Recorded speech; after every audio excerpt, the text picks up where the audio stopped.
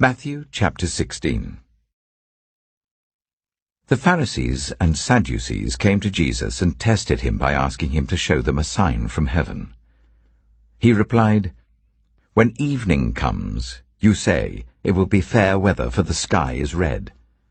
And in the morning, 'Today it will be stormy, for the sky is red and overcast.'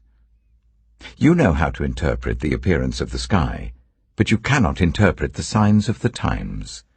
A wicked and adulterous generation looks for a sign, but none will be given it, except the sign of Jonah." Jesus then left them and went away. When they went across the lake, the disciples forgot to take bread. "Be careful," Jesus said to them. "Be on your guard against the yeast of the Pharisees and Sadducees." They discussed this among themselves and said, "It is because we didn't bring any bread." Aware of their discussion, Jesus asked, "You of little faith, why are you talking among yourselves about having no bread? Do you still not understand? Don't you remember the 5 loaves for the 5,000, and how many basketfuls you gathered? Or the 7 loaves for the 4,000, and how many basketfuls you gathered? How is it you don't understand that I was not talking to you about bread? But be on your guard against the yeast of the Pharisees and Sadducees." Then they understood that he was not telling them to guard against the yeast used in bread, but against the teaching of the Pharisees and Sadducees. When Jesus came to the region of Caesarea Philippi, he asked his disciples, "Who do people say the Son of Man is?" They replied, "Some say John the Baptist, others say Elijah, and still others, Jeremiah or one of the prophets." "But what about you?" he asked. "Who do you say I am?" Simon Peter answered, "You are the Messiah, the Son of the living God."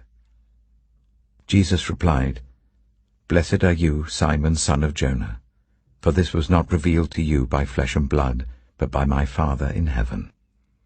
And I tell you that you are Peter, and on this rock I will build my church, and the gates of Hades will not overcome it.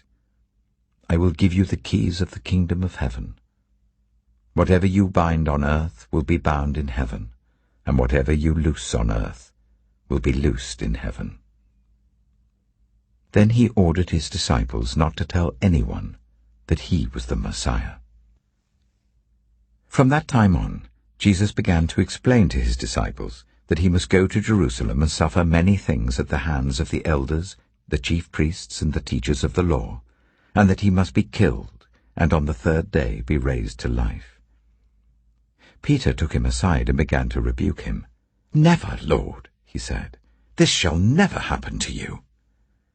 Jesus turned and said to Peter, "Get behind me, Satan. You are a stumbling block to me.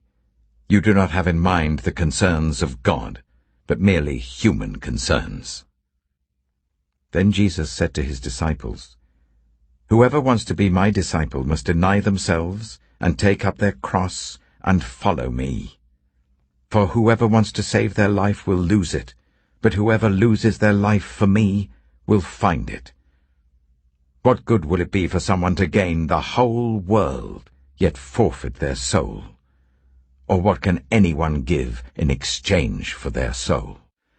For the Son of Man is going to come in his Father's glory with his angels, and then he will reward each person according to what they have done.